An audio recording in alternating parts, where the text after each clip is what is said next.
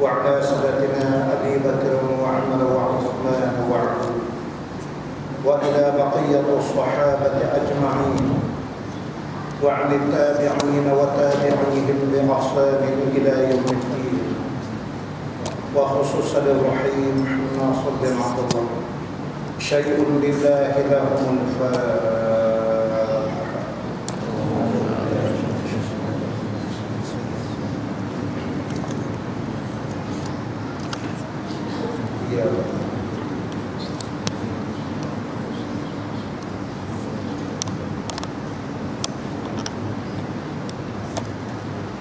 Alhamdulillahi Rabbil Alamin,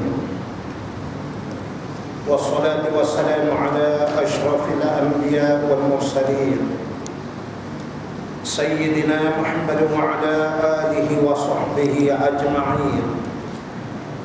Subhanaka la ilma lana illa ma 'allamtana innaka antal alimul hakim. Rabbana iftah bainana wa bain qaumina bil haqq wa anta khairul fatihin.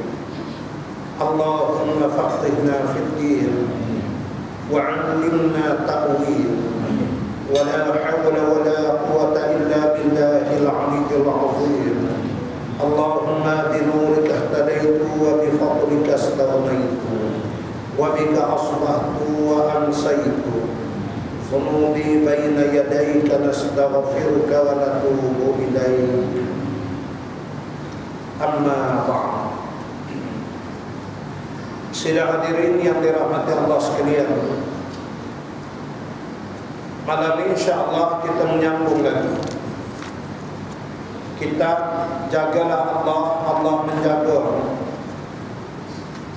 Dan masih lagi kita membicarakan berhubung dengan kisah di mana Allah Subhanahu wa taala pasti memelihara akan wali-wali, yakni orang-orang yang mencintai Islam, yang kasih kepada Allah dan kasih kepada Nabi sallallahu alaihi wasallam. Lalu mereka mengambil risalah itu dalam bentuk akidah, syariatnya, hukum hakam, undang-undang, seluruh perkara yang dikira menyempurnakan akidah itu mereka amalkan, mereka tegakkan di dalam diri, mereka usaha untuk dikembangkan di tengah-tengah masyarakat.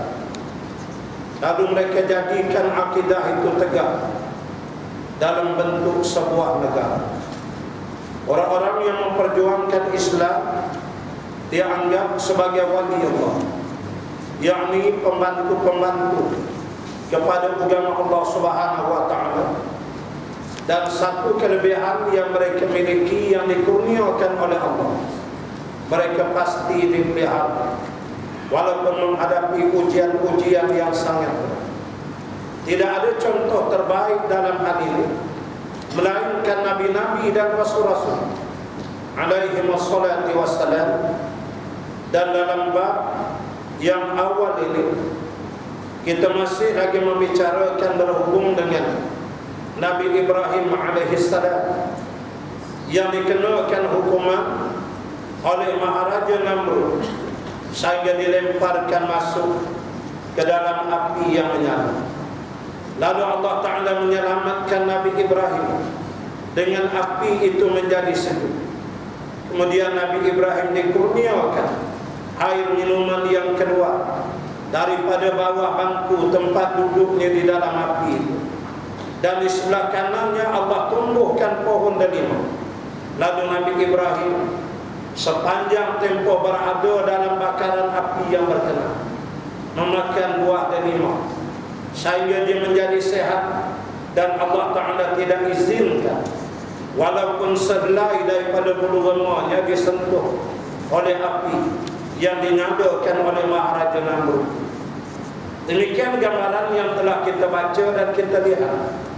Pemeliharaan, riayah, ayub Allah Ta'ala pasti berlaku ke atas para nabi dan para wali. Hari ini saya menyambung lagi pada muka surat 73, perenggan yang kedua daripada atas. A'udzu billahi minasyaitonir rajim. Dan Nabi Ibrahim alaihi salam dengan berbekalkan kewaraan dan ketakwaannya yang mantap, dia memberanikan diri untuk berdialog dengan raja yang durjana ini.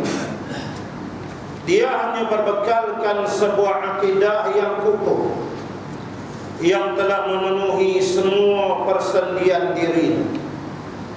Maka dia pun hidup dengan penuh kebahagiaan, penuh dengan kebaikan, baik di dunia ini maupun di akhirat kelak. Akhirnya Allah Subhanahu wa taala menghinakan orang durjana dan sengsara ini di dunia dan di akhirat kelak, kerana dia sama sekali tidak mengenali hidayah dan tidak pernah bergantung dengan cahaya Allah Subhanahu wa taala. Hadirin yang dirahmati Allah sekalian, kesimpulan daripada apa yang kita maklum, natijahnya dua sahaja: kejayaan dan keselamatan bagi para wali, kebinasaan dan kehancuran bagi para penentangnya. Itu sahaja. Kita hurailah kisah macam mana pun, natijahnya dua sahaja. Kalau mau selamat, bersamalah dengan para wali Allah, dengan para ulama yang menegakkan agama dan memperjuangkan agama. Dan dinyatakan nabi-nabi dan rasul-rasul alaihi wassalatu wassalam itu adalah dari kalangan orang-orang yang menyampaikan akidah, dan mereka berakidah menurut apa yang telah diperintahkan oleh Allah ke atas mereka. Tidak ada seorang pun nabi-nabi dan rasul-rasul yang boleh mereka cipta akidah sendiri. Tidak boleh. Mereka tetap di bawah akidah yang diperintah oleh Allah untuk mereka memegang. Dan itulah yang disampaikan kepada kita. Dan akidah itulah yang kita kena pegang. Satu daripada syarat yang diletakkan bagi penyempurnaan akidah itu ialah memiliki perasaan takut kepada Allah Subhanahu wa taala. Tiap-tiap minggu hari Jumaat, khatib akan memesan perkara takwa, yakni takut kepada Allah Ta'ala. Di mana kalau kita lihat amal-amal yang dilakukan oleh manusia, ada benda manusia yang boleh buat, dalam keadaan lain manusia lain tak mampu nak buat, maka dikecualikan dia. Umpamanya contoh, ada orang yang mampu membayar zakat dengan banyak, karena banyaknya hasil yang dia dapat, maka tinggilah jumlah hasil zakat. Ada orang yang tidak mampu berzakat, kerana dia sendiri berada pada tahap asnaf yang layak menerima bukan memberi zakat. Maka bagi yang memberi zakat, memang dia layak, dia kena bagi. Yang tak layak, tak apalah, apa boleh buat, syarat ke dia tak cukup, maka dia boleh terkecuali dalam hal ini. Dalam perkara membaca Al-Quran umpama, ada orang yang boleh khatam Quran setahun 4-5 kali. Kalau kita zaman bomoh bubu ikan, boleh 5 kali khatam Quran setahun, okey dah tu, hebat lah ya. Di mana ada orang yang boleh khatam 5 kali dalam setahun contoh. Tapi ada orang kerana buta hurufnya, dia hanya mampu khatam Fatihah wal asri qul Allah, 3 ni. Tambah satu lagi inna a'tayna, cukup. Dan apa macam mana dia buta huruf? Yang dia hafal tu dia ingat-ingat masa kecil dia pernah mengaji dulu, yang tu lekat. Allah rezekikan kat dia yang tu, maka dia baca je lah apa yang dia ada. Ada pun yang mampu khatam, khatamlah Quran tu. Dia yang tak mampu terlepas, karena tidak ada kemampuan, karena buta huruf dan tidak ada kekuatan untuk dia, tak apa. Ada orang mampu bangun malam. Bila dia bangun malam kerana kekuatan roh dia. Ada orang tak mampu bangun malam. Subuh pun cukup ngam-ngam, pun sipi-sipi kadang tak gerak, tak bangkit. Makanya dia tak bangun malam tu dia rugilah. Tapi dia tak bangun tu menyebabkan orang lain bangun, itu hak orang lain. Yang mampu buat, dia tak mampu, tak apa ke dia, benda tu sunat saja. Demikianlah dalam beberapa perkara. Tapi dalam soal takut kepada Allah, semua mesti takut. Tidak ada seorang pun boleh berkecuali dalam hal ini. Oleh kerana dia ustaz, maka dia takutlah ke Allah Ta'ala. Kita ni bukan ustaz nak murid dia, jadi kita tak takut, tak apalah. Tak boleh. Dalam hal lain boleh mengecualikan diri. Dia ustaz, bolehlah dia mengajar. Kita nak murid, kita belajar, nak mengajar, tak mampu, tak apa. Atau boleh kecuali dalam hal ini. Dalam bab zakat, dia tu berduit, patutlah dia bayar zakat ustaz. Saya duit tak ada, tak apa, entah terkecuali. Tapi dalam bab takut kepada Allah, siapa pun tak boleh berkecuali dalam hal ini. Dia mufti ke, qadi ke, menteri ke, bubu ke, orang awam ke, siapa aja. Takut kepada Allah ini meletak. Semua makhluk mesti takut kepada dia. Bila ada yang berani aja lawan, habis kekufuran akan wujud. Jadi dalam hal ittaqillah ini, takut kepada Allah ni tak boleh bagi-bagi. Ulama layak takut, kami tak payah takut, tak boleh. Awak orang awam pun kena takut ke Allah Ta'ala. Orang berilmu lebih kena takut. Orang jahil pun mesti takut kepada Allah. Tidak ada pengecualian takut ini. Ini yang dibawa oleh nabi-nabi dan rasul-rasul alaihi wassalatu wassalam. Kerana bila min khasyatillah ataupun khauf, takut ke Allah Ta'ala ni tak ada, manusia berani jadi Tuhan. Itu bahaya.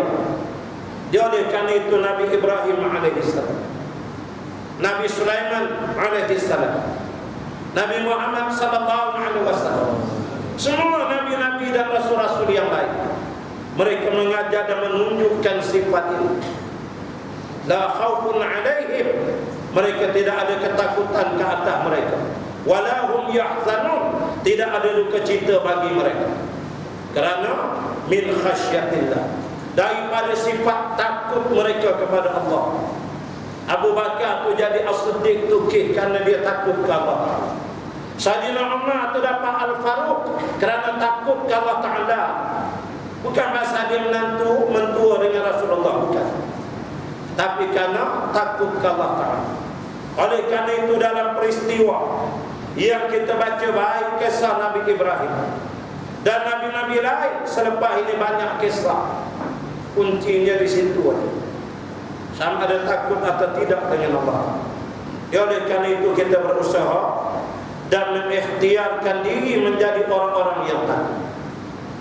Dari pemaparan di atas, jelas bagi kita bahawa roti, air dan persaksian orang lain itu tidak akan pernah mengurangi nilai kita. Akan tetapi yang akan mengurangi nilai kita adalah kalau kita sudah kehilangan hidayah dan taufik daripada Allah Subhanahu wa ta'ala. Soal roti, soal air, soal makan minum, masalah harta, masalah rumah, wang ringgit, darjat keturunan, ini dia ada ke tak ada, kita tidak akan menambah kemuliaan dan tidak akan menghinakan. Tetapi akidah dan petunjuk, kalau sudah hilang dalam kehidupan, habis kita jadi. Kalau akidah dan petunjuk itu ada, Allah angkat, kita pasti jadi mulia. Itu saja. Bila Allah nak muliakan kita, dia buatlah, dia pandailah dalam ilmu dia. Dia bagi kita nasab keturunan yang baik, dikurniakan kita nama yang baik, dia bagi kita zuriat anak-anak yang baik, dikurniakan harta yang barakah, dijadikan kita bersahabat dengan ulama. Adalah laluan jalan dibuka. Bila dia nak menentukan kita gigit iman dan akidah. Tapi kalau hilang iman dan akidah, tidak ada nilai lagi. Kita kira biasa selalu disebut Abu Lahab, Abu Jahal, bukan orang lain tapi pak saudara kepada Nabi sallallahu alaihi wasallam. Bagaimana ada riwayat yang menyebutkan, telah kita sebut, pada hari lahirnya Nabi sallallahu alaihi wasallam, Abu Lahab, ada riwayat menyatakan sepanjang masa tempoh tertentu lepas kelahiran, dia duduk sembelih unta bagi makan orang-orang yang ada di lembah Mekah tu, jejak sampai 500 ekor. Kaya, dia memiliki ladang unta yang banyak, dia menguasainya. Dan kalau kita ambil average saja, sekor unta kita kira 5,000 sudah, 5,000 ringgit. Itu harga biasa lah. Nah, kalau 500 ekor, berapa ratus ribu? Kalau dah kita kira 1,000 pun banyak dah. Pagi Nabi lahir saja 1,5 juta pula sembelih unta. Nak kata banyak mana? Koperatnya, kolong kemeratnya dia. Dan bukan dia kapur semua. Tapi nak sebutnya bahawasanya begitu kekayaan dia. Adakah dia mulia? Dia dihinakan oleh Allah, dipanggil dan digelar oleh Nabi sebagai Abu Jahal, bapa paling jahil, habis bodoh, tak ada manusia di langit di bumi. Saudara Nabi tapi iman tak ada. Sebab itu jangan jauh hati, kita ni umat Nabi, umat akhir zaman. Tersajawab, selama kita beriman, pegang di Islam, Allah tahu nak letak maqam dan martabat kita. Begitu juga halnya, kita sangat memerlukan para dai yang berani untuk berkelana dan menempuh perjalanan yang panjang dan penuh onar dan duri, dan mengajak manusia kepada ajaran Allah Subhanahu wa taala, yakni Al-Quran dan ajaran Nabi-Nya sallallahu alaihi wasallam, yakni As-Sunnah. Ya, kita memerlukan ramai para dai.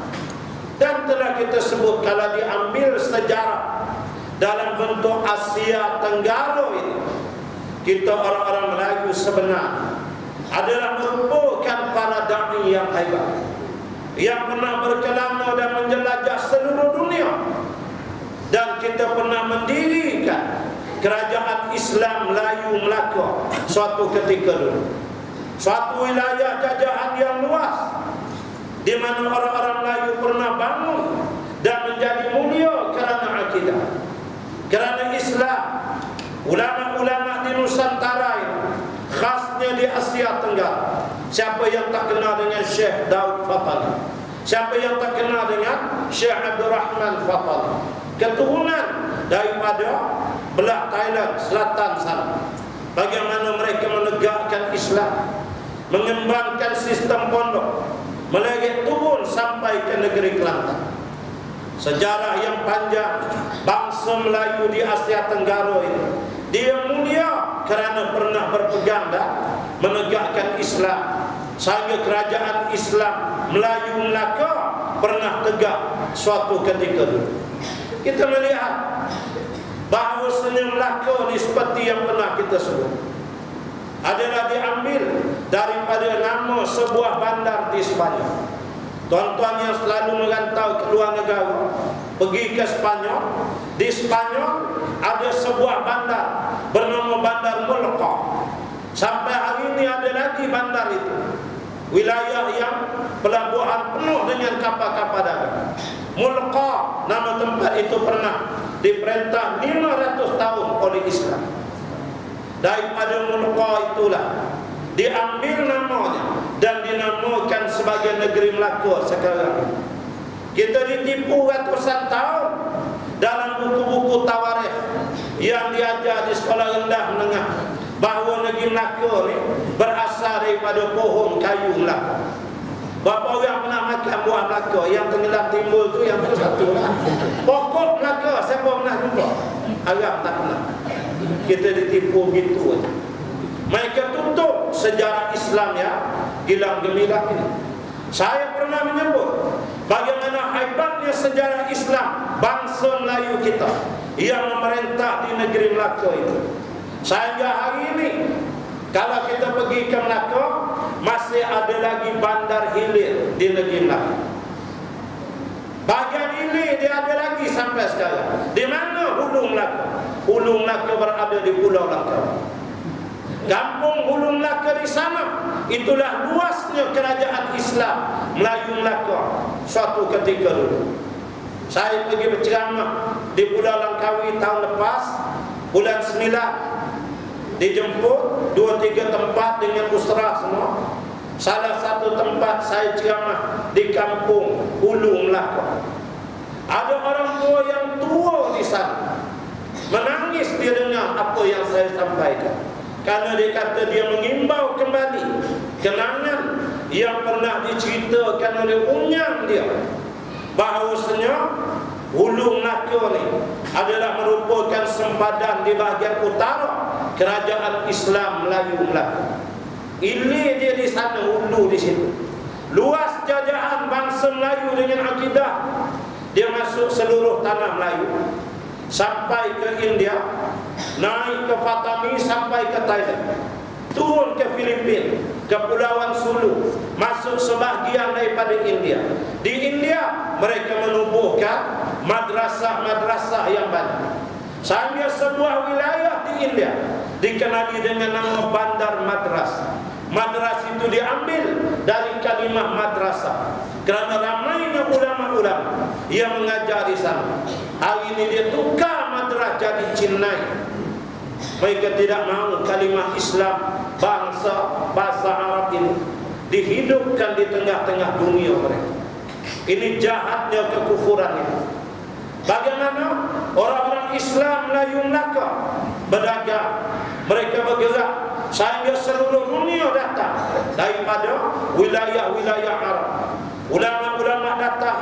Sultan pada masa itu 2 saja keadaan yang memerintah di Melaka. Kalau tak ulama, penasihatnya adalah para ulama. Ini kehebatan orang Melayu dulu, satu masa dulu. Bila Inggris datang, semua sultan dihantar ke England, lingkup. Asalnya adalah penasihat di kalangan para ulama. Saya selalu menyebut, kalau kita ingat cerita Piramli Musang Berjanggut, bagaimana Tok Nujum, Piramli yang jadi ahli nujum, pakai serban, pakai jubah. Terus tahu ahli nujum, padahal nujum menujum ni benda tak elok. Rasulullah tak suka kain ni, syirik merosakkan akidah. Tapi kuat pengaruh Islam dalam kerajaan Melaka, saya pakai serban berjanggut untuk nujum. Bayar, siapa tak percaya? Dia kata besok bini kamu akan lari serah ke aku. Habis serah. Dan dia pun serban berjubah masa. Kuatnya pengaruh Islam. Dan bagaimana orang Melayu naik sampai ke Thailand, mereka berniaga dan mengembangkan Islam di sana. Dan di sana banyak perhubungan masa itu melalui sungai. Ada daerah di sana yang sungainya bengkok, kapal tak berapa boleh lalu. Lalu mereka berhenti di sana dan membuka penempatan. Sampai hari ini bandar itu dikenali dengan nama Bandar Bangkok. Sampai hari ini, yang menjadi ibu negara Thailand. Bangkok ini bahasa Melayu, tuan-tuan. Asal daripada sejarah kerajaan Islam Melayu Melaka. Macam kita sebut Manila. Manila ini adalah dari kalimah fi amanillah. Dia keamanan daripada Allah Subhanahu wa ta'ala. Daripadanya terbit nama Manila, ibu negara Filipina ada masih. Kita pergi ke wilayah Portugal, sebuah daerah tanah yang subur, yang banyak tumbuh buah-buah dan pokok limau yang banyak. Maka dinamakan daerah itu Portugal, buah limau. Daripada Portugal itu jadi Portugal sampai hari ini. Sebab itu di wilayah ini nama-nama itu banyak jamak alif lam. Alfonso, Albuquerque, Albangku. Dia ada al-al. Ini adalah jamak daripada kalimah bahasa Arab. Bagaimana Islam dibawa oleh orang lain sampai ke wilayah itu. Dan bagaimana kita melihat bandar-bandar yang lain di dunia, seperti orang-orang Islam yang sampai di satu daerah persisiran pantai yang hebat. Mereka bertemu dengan lu'lu' wal marjan, permata-permata mutiara yang cantik yang terdapat dalam kepah yang besar. Masa itu boleh tengok dia di kawasan laut di pesisiran pantai itu. Boleh nampak angkat buka besar-besar separuh meja ni kepah, mutiara dalam, lu'lu' wal marjan. Lalu bila dia adakan ekspedisi seterusnya di kawasan Kepulauan Pasifik ini, bila sampai itu grup awal yang pernah pergi, beritahu kepada rakan yang lain, huna lu'lu', di sinilah permata-permata mutiara-mutiara itu. Daripada kalimat huna lu'lu' itu lahirnya bandar Honolulu yang ada di Pulau Hawaii sampai hari ini. Honolulu itu asal daripada bahasa Arab. Ini dicatat oleh ulama di dalam kitab-kitab mereka. Bila jadi macam ini, bila bangsa Melayu berpegang dengan akidah yang jazam, bukan akidah bubuikan yang sesat dan menyesatkan, pakai teropong batang buluh. La haula wala quwwata illa billah. Marah dia itu, marah. Dia kata dia ada lawyer ni yang terbaru keluar, dan dia nak tampar Khairi Jamaluddin. Budak ni dia kata budak mentah, kata ke aku macam-macam. Baru jadi menteri nak belagak, kalau aku tampar macam buaya tembaga tu baru dah tahu. Dia pernah tampar buaya tembaga mati. Buaya enggak tampar boleh, dia tak kuat. Try tampar yang itu.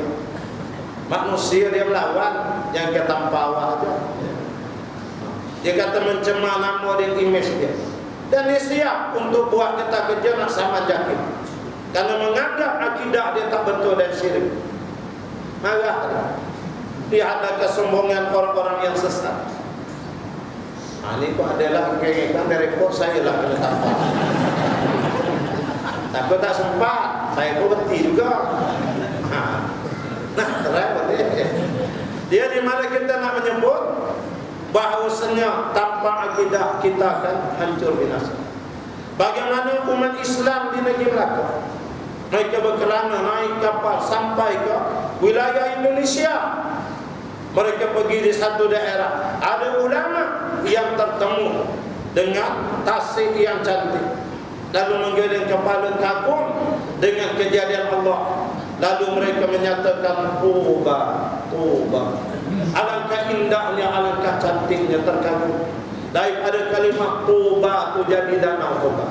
Kita hari ini diberitahu Danau Toba ni orang Batak tak ada ekor yang jumpa. Padahal ulama Islam daripada Melaka yang pergi menyebarkan dakwah di negara sana, di kawasan Medan dan sebagainya. Dan bagaimana mereka ramai datang melalui laut Cina Selatan, bergerak naik menghadap ke Thailand sampai ke satu daerah di Kota Baru. Kemudian mereka naik mendarat di sebuah pulau untuk melancarkan dakwah di daerah pantai timur. Oleh kerana mereka itu daripada Melaka, maka pulau mereka naik itu dikenali sebagai Pulau Melaka sampai hari ini. Sebab itu saya tidak heran di Pulau Melaka ini ada ulama besar Tunku Uli Aziz duduk di sana. Sejarah Pulau Melaka ini sejarah kebangkitan Islam di Asia Tenggara. Ulama-ulama daripada Melaka naik di sana mendarat, sampai hari ini dinamakan Pulau Melaka.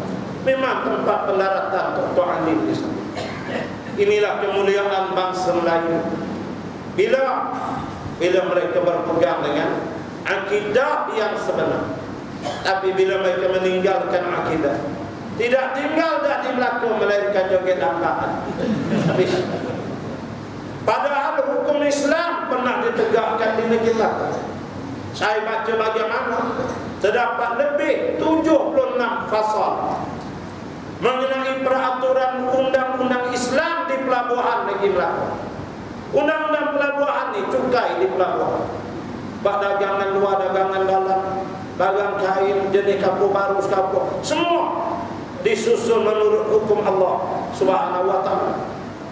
Sultannya adalah sultan yang beriman kepada Allah, karena dinasihat oleh ulama-ulama yang beriman. Sultan Mansur Shah, Sultan Alauddin Riayah, Riayah ni payung yang menaungi rakyat dengan keadilan. Mereka boleh bangun di tengah malam keturunan Melayu. ya, Sultan di Melaka, pikul tepung cari rumah orang-orang miskin, kemudian mereka masak, mereka bagi makan. Perangai Khalifah Umar di Madinah pernah terjadi di negeri Melaka suatu ketika. Hebatnya bila berpegang dengan Islam. Selama kita tidak mengambil Islam, kita tidak akan mendapat kejayaan. Rancanglah macam mana pun Allah takkan tolong. Ya, sebab itu kena kembali kepada Islam dan kita sedang mengusahakan. Kerana kita tahu kemuliaan ini hanyalah daripada Allah Subhanahu wa ta'ala. Dan ini kata dia memerlukan para dai yang berani, yang hebat, menyatakan akidah secara jelas. Besok tuan-tuan di sini wajib hadir. Saya akan hadir, saya bawa anak-anak di Dewan UNICEF. Percuma pagi besok bermula jam 8 seminar akidah, pembentangan kertas kerja. Saya dengar tu wajah di awal Tuan Ibrahim, Tuan Mat, Dr. Abdul Aziz Hanafi khusus mengupas mengenai kesesatan kuat-kuat Syiah. Dr. Ridwan Muhammad Nur, Ustaz Ridwan Muhammad Nur. Percuma pagi 8 habis 12.30. Tak lama mana pun. Patu petang nak pergi mancing kasih depan tu pergilah. Tapi pagi pergi dulu ambil ilmu, ambil ilmu. Kami daripada Gombak rombongan besok. Tuan-tuan duduk keliling ni kalau tak pergi, ayah memang binami betul. Kena pergi semua, dapatkan ilmu ini. Duduk Qazi Hanafi itu anak 4 kali hari ini berhubung telefon dengan dia, muzakarah, bincang. Dia tanya macam mana wakil, macam mana environment di kawasan Shah Alam. Entah jam ke siapa yang akan hadir, kata. Dia dah siap dah kata kerja dia tu. Anak kata Ustaz cerita je Pak Syiah yang sesat ni tetap cukup-cukup. Anak ada apa-apa anak masuk besok. Anak masuk tangan lah, jauh-jauh lah tak hendak. Mana tahu ada nak main tangan besok. Nah, jadi kebenaran dia tetap Allah akan pelihara. Baik, kita tengok lagi. Imam Muhammad bin Idris Asy-Syafi'i rahmatullahi alaihi berkata, Imam Syafi'i dia kata, banyak singa yang mati kelaparan di hutan belantara, sementara banyak anjing yang melahap daging kambing. Bagaimana Imam Syafi'i menggunakan bahasa-bahasa kinayah. Dia kata kalau tengok dalam hutan rimau banyak mati tak makan. Padahal kalau kira tak patut dah rimau tu mati dengan rusuh, dengan seladangnya, dengan babi hutan segala apa, zirafah, gajah pun dia bedal rimau. Dia makan, dia kumun buat-buat dia. Jadi kira-kiranya tak sepatutnya seekor singa, rimau boleh mati dalam hutan. Makanan keliling banyak, yang kecil, yang besar, seladang boleh makan. Atau mati juga malam. Tapi berapa banyak anjing yang duduk bukan hutan tapi makan daging siang malam. Menunjukkan bahawasanya pergilah ke mana, selama kita yakin rezeki yang Allah pegang, bismillah langkah. Allah jamin selama para wali dia akan turun. Anjing tu pun kita kena Haji Muhalazah pun Allah jamin rezeki dia. Tambah tuan-tuan yang kaki semayang, kuat baca Quran, ya insyaAllah mesti Allah Ta'ala tolong, insyaAllah. Itu keyakinan, karena akidah ni benda yang jelas. Oleh karena itu kita tidak pernah mendengarkan ada orang yang meninggal kerana kelaparan, akan tetapi hatilah yang mati kerana kelaparan. Dia bila hati ni dia lapar dengan ilmu, dia lapar dengan hidayah, dia lapar dengan petunjuk, dia lapar dengan zikrillah, kita tak buat, maka hati akan mati. Itulah kematian sebenar bagi manusia. Adapun mati jasad ni akan dialami semua, tapi belum jasad mati, hati dah mati. Hati berat sekali. Elak supaya hati ni jangan mati. Mati kerana kemiskinan dan mati kerana kemarau dan krisis. Adakah yang sanggup untuk menolong? Ya, sesungguhnya yang boleh menolongnya hanyalah Al-Quran dan As-Sunnah. Memang kalau kita tengok berlaku kemarau, boleh berlaku kematian, tak nafi. Kalau berlaku soal krisis makanan, manusia boleh mati karena kebuluran. Itu fitrah, yang hidup mesti mati. Tapi hati mati ni siapa yang boleh? Kalau kata bak makan bak minum bolehlah, bak minum makan ni kita rescue, hantar kapal terbang, hantar bantuan itu ni. Tapi hati, kalau dah kering dah mati dah nyawa, siapa tahu? Tak ada yang boleh menolong melainkan Quran dan hadis. Yakni Islam, iman, hidayah dan petunjuk daripada Allah Subhanahu wa taala. Jadi kisah Nabi Ibrahim dan Maharaja Namrud itulah natijah.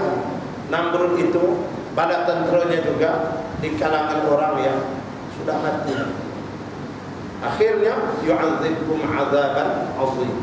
Aku azab dia dengan azab yang maha pedih. Allah kirim nyamuk jadi mini helikopter masuk ke telinga lubang hidung, cucuk kepala otak itu. Jadi gatal akhirnya pompa mati yang cuma itu. Raja yang rasa dia gagal mati dengan seekor nyamuk. Seterusnya Nabi Musa alaihi salam dan Fir'aun. Lain halnya dengan dialog yang terjadi antara Nabi Musa alaihi salam dengan Fir'aun. Kisahnya sungguh menakutkan. Nabi Musa alaihi salam adalah seorang pengembala kambing. Akan tetapi dia mengenali Allah Ta'ala. Dia juga mempunyai sebuah tongkat yang mempunyai pelbagai kemu'jizatan dan keajaiban. Dia berjalan dan berlindung dengannya dan mengembala kambingnya dengan tongkat tersebut.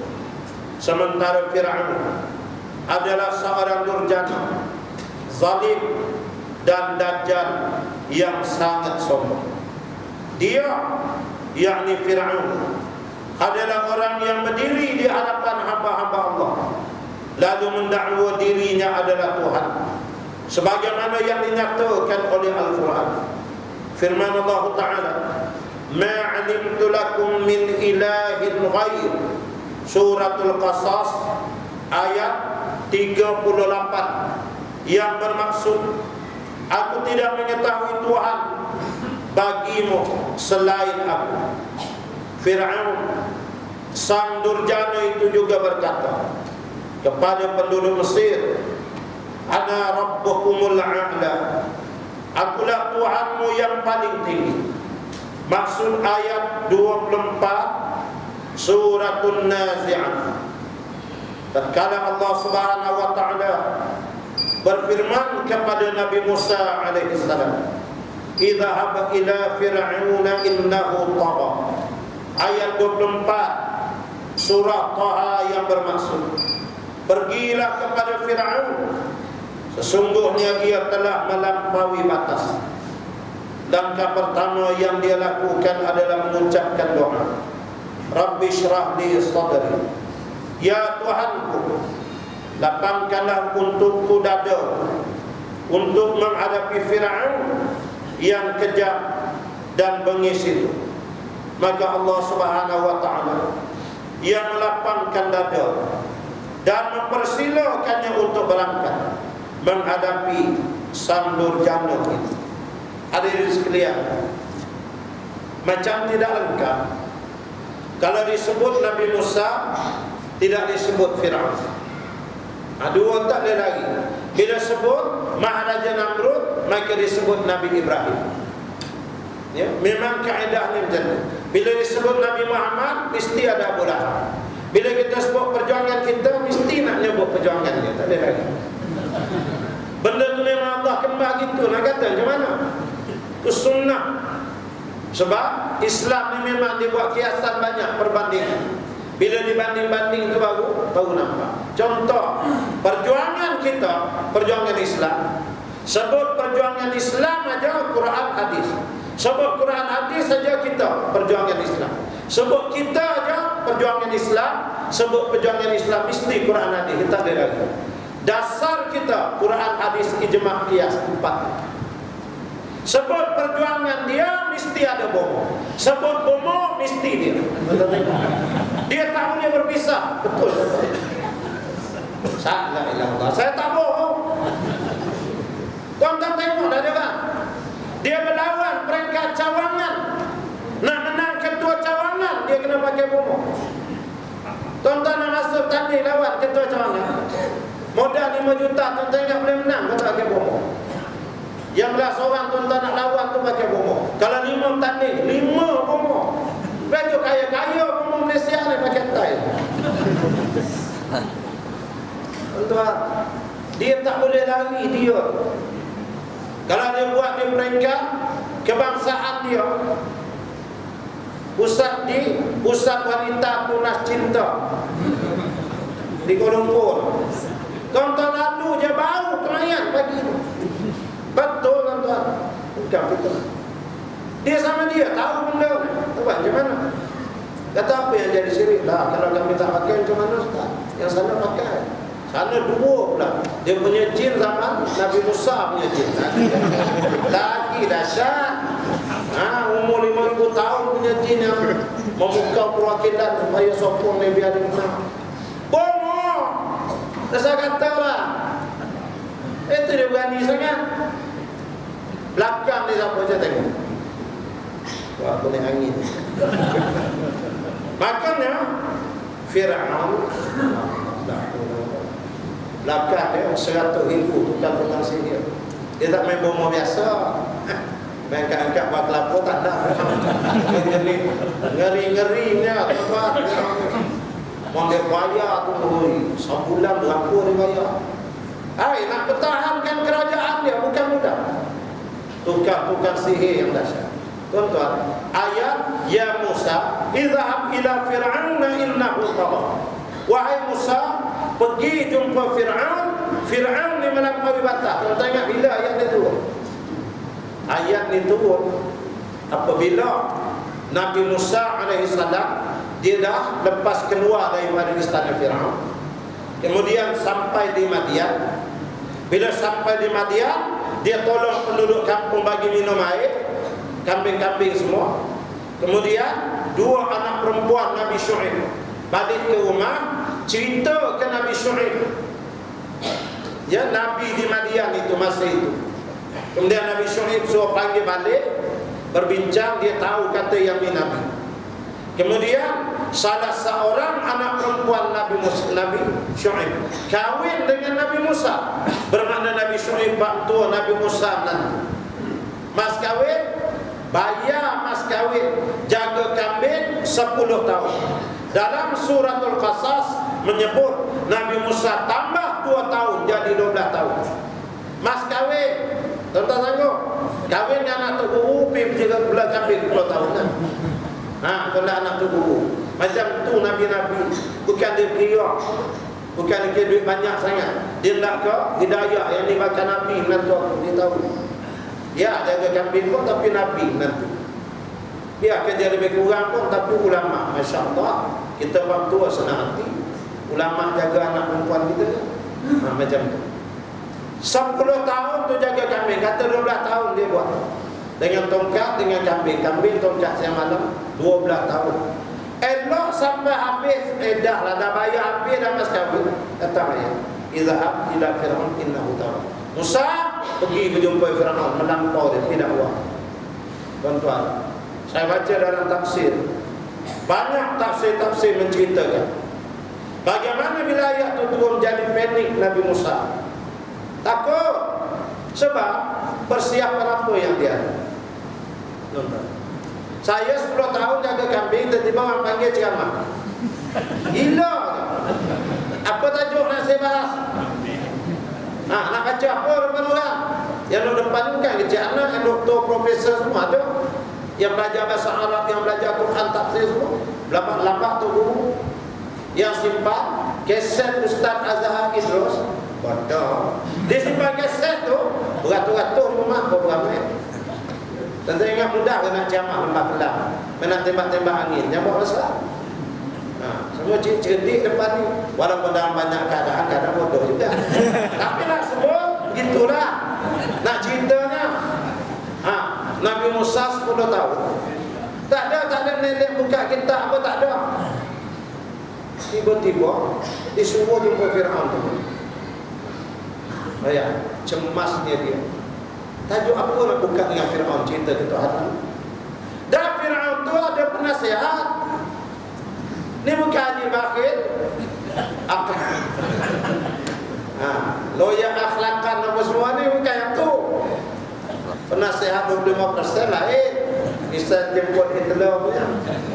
Yang ni subhanallah, penasihat Firaun ni tukang sihir dahsyat-dahsyatnya. Memang hantar angin untuk jauhnya. Belum masuk kan dah menggelebih mulut. Letih dia dah tak boleh cakap. Dikunci nak. Tak tahu nak pergi berdebat dengan Firaun, gostan jalan. Dari sihir lebih jauh. Memikirlah Nabi Musa, risau dia. Tapi dia punya ki kita panggil. Natijah awal berdebat aja, berhujah. Bila berhujah, lisan. Itu saja. Soal ilmu letak tepi, Allah akan bagi hidayah masing-masing itu. Nak tunjuk bagaimana wali-wali Allah jaga. Itu nak beritahu. Modal apa yang Nabi Musa ada? Lidah, tongkat. Itu saja. Tapi akidah tu tadi yakin dengan Allah bahawa wali dia Allah jaga. Itu saja. Cuma sepatah dua tu doa dah, Rabbi syrah li sadri. Tuhan tolong lapangkan dada. Ini yang pertama. Kalau dada dah lapang tak ada benda dah tuan-tuan. Mengadap aja. Aku apa? Hati lapang. Lapang dada, lapang fikiran untuk mati syahid. Aku nak lagi dah. Dia bila dada sempit Allah kelam kabut tu jadi payah kata. Nak pergi kuliah bergaduh dengan bini dulu. Sudah. Sampai jadi memang kena taji lah nak murid, kena marah je lah. Pasal dada tu sempit, hati bengam, bengke, hidung tengkar nanti. Dia kalau dada lapang nak keluar tadi lambai dulu, suara-suara tu. Jamaah Islam. Belapang dada ini penting. Rasulullah SAW juga pernah dalam cerita dakwah sampai mengimpit dada rasa sesak nafas hati biasa. Rasa sedih, rasa sebab menengok kelaku perangai kaum dia yang di lembah Mekah menentang dan menolak sampai kata ke dia ludah dia, halau dia. Allah Tuhan ayat Adam nasyrah laka sadrak wa wada'na sayya akhir. Maka kalau kita baca dia dulu sapu insya-Allah lapang tadi. Allah ringankan perasaan.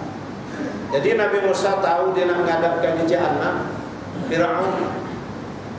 Bangsa jadi manusia tak hati bahasa.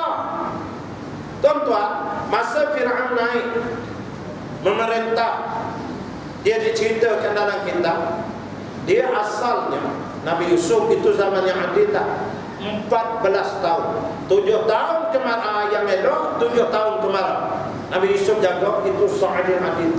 Ringkas lepas tu adik-adik anak-anak mak ayah semua datang. Nabi Yusuf pun balik semula ke kampungnya. Ada riwayat kata umur 126 tahun meninggal Nabi Yusuf di kampung Mesir. Naik sahabat karib dia yang beriman berdasarkan Islam menurut risalah Nabi Yaqub pada masa itu. Dia naik merintah.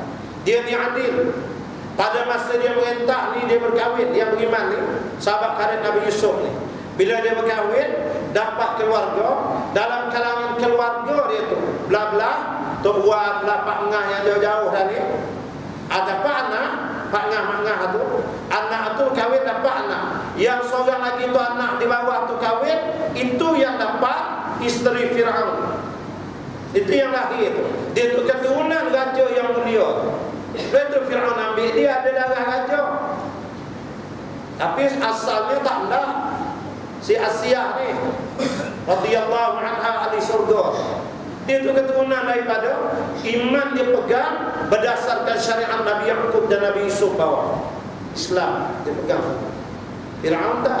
Pada zaman Firaun merintah, dua kita panggil bentuk rakyat yang ada di bumi Mesir secara asas. Dipanggil dengan kalimah Bani Kinan. Tetapi dipecah dua. Satu Qibti, satu lagi Bani Israel. Bani Israel itu Nabi Musa. Qibti ini Firaun dah, bala tentera semua orang Mesir asal. Dan Firaun bila dia naik merintah, yang Bani Israel ini dicantas semua. Dari segi perniagaan banyak dia bagi ke orang-orang Qibti. Mereka menguasai semua. Perdagangan, perladangan, menguasai laluan-laluan di Sungai Nil, pelancongan perusahaan-perusahaan. yang datang hasil semua banyak kepada orang Kipti. Adapun orang Israel, Bani Israel itu mereka itu macam melukut di tepi gantang, dilanya habis dari Fir'aun, dia angkat menjadi hamba abdi buat pyramid. Itu sejarah awal. Dan benda itu jalan ratusan tahun sementara nak sampai ke Nabi Musa alaihissalam. Kekejaman dia tu memang termaklumlah, bukan main-main. Hukuman yang paling popular sepanjang sejarah Fir'aun yang banyak itu ialah lawan aja dia dapat tahu dia hukum kerat bersilang, itu saja hukumnya. Sangat popular.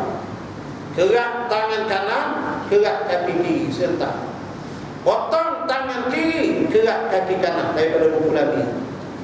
Nah, jadi kalau kudung batu jalannya macam tu, orang tahulah ini benar lawan Fir'aun macam itulah. Ditandanya semua hidup yang jahat ke Fir'aun. Kita kalau SE tu kira juga lah ini kerat terus. Nah, bersilang. Jadi undang-undang itu pun dah lama berjalan. Dan orang-orang Bani Israel tak boleh buat apa. Mereka dikuasai tapi tidak menguasai. Semua dikawal dia oleh Kipti. Haman keturunan Kipti, Qarun daripada kalangan Kipti. Bayang kekayaan Qarun sampai jadi tasdik di Fayum di Mesir. Bayang banyak. Nah, itu semua Kipti punya keturunan. Kaya raya kerana mereka dijaga dan mereka juga menjaga Fir'aun itu. Dan memang Fir'aun dia jaga rakyat dia bagi berim bantu rakyat satu Mesir. Dia bagi sehingga rakyat jadi bodoh, sokong dia. Ini. Bagaimana dia juga Fir'aun ini menggunakan RTM, radio TV Mesir ya, untuk menyelirukan rakyat melalui propaganda yang dibuat. Sehingga ratusan tahun dia menang dengan memerintah setiap kali pilihan. Ada je cara dia buat. Dia menguasai. Ini sejarah asas negara Mesir yang diperintah oleh Fir'aun. Bukan main-main Fir'aun ni. Kemudian tu belah dia memang bunuh budak, dia bunuh dia hidup. Bila dia mimpi kata ada budak nak jatuhkan kerajaan dia. Bukan sihir tu dah ni geng-geng babu ikan. Dia tu yang bagi tahu kata tuan ni budak laki lari jatuh kita bunuh. Dibunuh bayi itu depan mak disembelih. Sebagai signal yang dihantar jangan nak gatal-gatal mengandung lagi. Ada yang dia simpan gundik-gundik setiap masa 300-400 orang mesti ada darah istana. Wajib. Ini bukan olive oil yang disimpan anak-anak Daud nak Fir'aun. Sebab itu ayah Asia tu letak syarat. Maksudnya Fir'aun nak ambil. Fir'aun sendiri hantar surat, kalau tolak aku bunuh. Itu jawab dia. Ayah dia ambil mudarat kecil, nak elak mudarat besar. Tapi pandai ayah dia letak syarat. Aku minta dua saja, sehingga mati aku tak minta apa. Fir'aun kata, cakap apa yang kamu nak minta, aku ada kuasa. Pertama aku minta, jangan jadikan Asia ni gundik. Bila kamu kahwin dengan dia, dia ni bini kamu. Buat macam isteri betul, bukan gundik. Fir'aun kata, baik aku terima. Dia nak, dia setuju. Dan memang dia layan macam isteri. Itu sebab Asia tu dia bebas, boleh mandi kat sungai, boleh pergi sana, masuk balai orang seri, dia duduk dalam mesyuarat. Tapi dia tak nyebuk sangat nak merintah tu. Di mana Asia itu satu syarat. Syarat yang kedua, aku nak kata ayah Asia, kalau kamu ambil anak aku ni buat ini, angkat dia jadi permaisuri. Dia setuju. Sebab itu Asia itu bukan orang biasa. It is not an ordinary person. Dia adalah ratu permaisuri dalam istana Fir'aun. Itu tak boleh diusik dia. Sebab itu cakap dia tu laku. Nak dibunuh Nabi Musa daripada kecil, dialah yang pujuk Fir'aun. Mau tidak Nabi Musa sambar dan tangkap janggut Fir'aun. Hukum panjang tak janggut dia. Dia tangkap, digoncang macam berdetak batang leher, rasa patah. Angin lah kawan. Dia satu dunia dia perintah, budak dicekap terpelengot kepala. Nak diempasnya. Asia itulah yang pujuk. Alah abang Aon. Dia lah pujuk. Pemarah benar abang Aon ni. Budak tahu apa bang. Dia tak jadi. Banyak kes Asia yang tolong. Sehingga akhirnya berlakulah apa yang berlaku. Terpaksa keluar Asia dah tak boleh defend. Sebab kes terbunuhnya orang Kipti. Firaun dah angin berapa lama, banyak peristiwa insiden sebelum itu. Jadi bila terbunuh mati itu, ini peluang besar. Bila bak nyawa, Asia dah tak mampu campur. Itu yang Nabi Musa keluar. 10 tahun jaga kambing, suruh datang pada Allah Ta'ala. Tengok bagaimana ujian. Bukan mudah tuan-tuan. Mana dakwah, tak ada referen apa, tak tahu macam mana keadaan. Bukan sihir begitu ramai. Tapi dia minta lapang ada, Allah lapangkan. Dan memang para dai insya-Allah Allah bagi rasa lapang dada dan sehat tubuh badan. Nanti kita akan tengok pemeliharaan Allah kepada wali-wali. Tubuh badan jadi sehat. Ayah sakit, dah dengar mati je ustaz. Dah dengar mati je. Kata sakit terletak jalan. Dengan lintin meloncat-loncat nampak program tapi sehat. Gemuk-gemuk lah tu ustaz. Betul tuan-tuan pemeliharaan Allah. Bukan ada vitamin apa kita bukan ada duit sangat nak beli vitamin mahal. Tak ada. Tepung merah kodok pisang tu je. Tapi insya-Allah clear, jantung semua clear. Saya clear tuan-tuan sebab saya tiap tahun ada orang biaya saya pergi haji dan saya kena cek semua clear sampai hari ni. Sehat saya alhamdulillah. Bolehlah nak nombor lagi insya-Allah. Allah pelihara dengan kehendak dia. Itu usaha kita minta. Maka dia minta supaya dilapangkan dada. Maka Allah Ta'ala beri kelapangan kepada dia. Maha suci Engkau ya Allah. Kebanyakan manusia sering merasakan pelbagai jenis kelazatan dunia. Akan tetapi mereka sama sekali tidak pernah mendapatkan dan mengecap manisnya keimanan. Dan mereka tidak pernah menyadari dan merasakan lazatnya rasa makanan dan minuman ini. Karena dada dan hati mereka tidak pernah merasakan indahnya cahaya Islam, iman dan sunnah Nabi Muhammad sallallahu alaihi wasallam. Dia bapa ramai manusia dia tak dapat mengecapi nikmat makan minum dalam bentuk Islam dan iman. Dia rasa sedap dunia, makan minum dunia dan sekaligus. Padahal Islam iman ini makanan sebenar bagi roh. Biasa. Tuan-tuan jelas sedap berkuliah. Seronok pasaran kuliah. Ustaz Manum datang kita tunggu kita dengar seronok. Tapi ada orang tak seronok tuan-tuan. Menyampah dia. Tak apa-apa je kerja saya tunjuk ni kata. Pas seorang tak. Tu besok Ustaz mana pula tu dia risau. Saya silap mau bila jemaah ni jemaah nak gila. Yang dia tak datang apa dia nak gila. Sebab dia tak rasa tuan-tuan. Sebab itu iman tu Rasulullah kata ada halal, manis. Dia ada halawatul iman, manis dalam beriman. Ipoh white coffee pun tuan-tuan kalau tak manis tak syok gak. Airnya tu tak jadi. Kena bubuh agak susu sikit manis. Boleh start. Bila larut manis tu baru ada. Ya, kita suka ke bini kita rasa cantik, bukan cantik sangat. Sama je orang perempuan ni. Hidung dua, lidah, bibir sama aja. Tapi ada manis. Bini saya manis tuan-tuan. Saya tengok. Tuan-tuan tengok baik, tunggu punya pasal lah. Aku seorang tengok dia manis. Orang lain itu dia apa? Pasal ada manis tu tuan-tuan kahwin dengan bini tuan-tuan sekarang. Ada manis dia tuan-tuan. Orang lain tengok tak manis biar. Asal kita dia tengok manis sudah. Dia ada manis. Iman macam tu juga. Yang kita semua manusia kalau tak Allah akan bekerja-kerja sampai lah Allah berpuluh-puluh batu-batu ribu. Pasal terasa manis sempurna atau lain. Anak-anak muda rambut perempuan kutu berak, kutu beruang semua datang. Semua tuan-tuan rasa manis. Lain tuan-tuan. Macam orang selalu tawaf. Dia lain rasa dia nikmat tawaf. Orang yang jenis tawaf ikut ke rukun aja, patut tak pernah nampak madan apa dia. Tak berasa manis nikmat tawaf itu. Ini masing-masing lah tuan-tuan. Ada orang baca Quran mandi sangat rasa seronok. Dia tak baca tu rasa lembab-lembut dada. Cuma dalam kita melakukan amal ni biasa dah tuan-tuan. Ujian datang dalam dan luar. Kadang-kadang nak buat solat hajat pun kena marah. Saya meletup masuk dalam Facebook beratus-ratus bantai. Semalam kita buat solat hajat di KLIA. Buat solat hajat dengan pemuda tegak turun, kita turun. Ramai lah. Saya tak tengok, tapi kawan-kawan kata masuk gambar dalam putusan Malaysia. Nah, kata Suria tak boleh lah, dia dah print. Tapi keluar lah gambar, kata saya jadi imam semata. Kena bantai belah dalam Facebook apa semua. Inilah dia kata nama je gerakan Islam.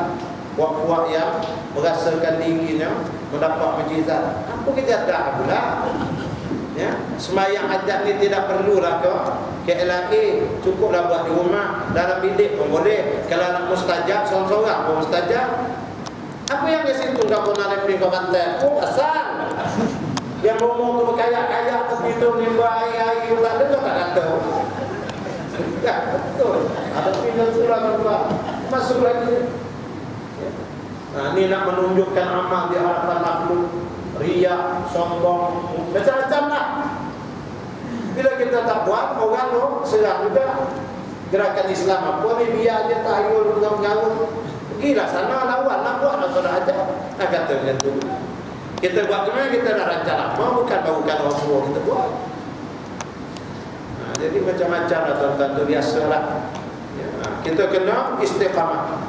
Rabbi syrah li sadri. Minta Allah lapangkan dada kita. Yang menunjukkan pukul 9 masa mencemburui kita. Saya ada program lagi di Gombang. Itu saja untuk malam ini kita tangguh dengan tasbih kifarah, suratul As dan bacaan doa. Subhanakallahumma wa bihamdika, nasyhadu an la ilaha illa anta, nastaghfiruka wa natubu ilaik. Bismillahirrahmanirrahim. Wal 'asri innal insana lafi khusr illa alladziina aamanu wa 'amilus shalihaati وتواصوا بالحق وتواصوا بالصبر. أعوذ بالله من الشيطان الرجيم. بسم الله الرحمن الرحيم. الحمد لله رب العالمين والصلاة والسلام على أشرف الأنبياء والمرسلين سيدنا محمد وعلى آله وصحبه أجمعين.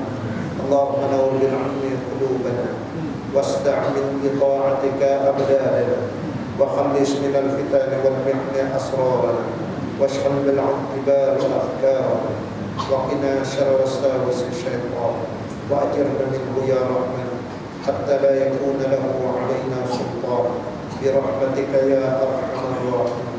والحمد لله رب العالمين وبالله التوفيق والهداية. السلام عليكم ورحمة الله وبركاته. الله أعلم. أقيموا الصلاة.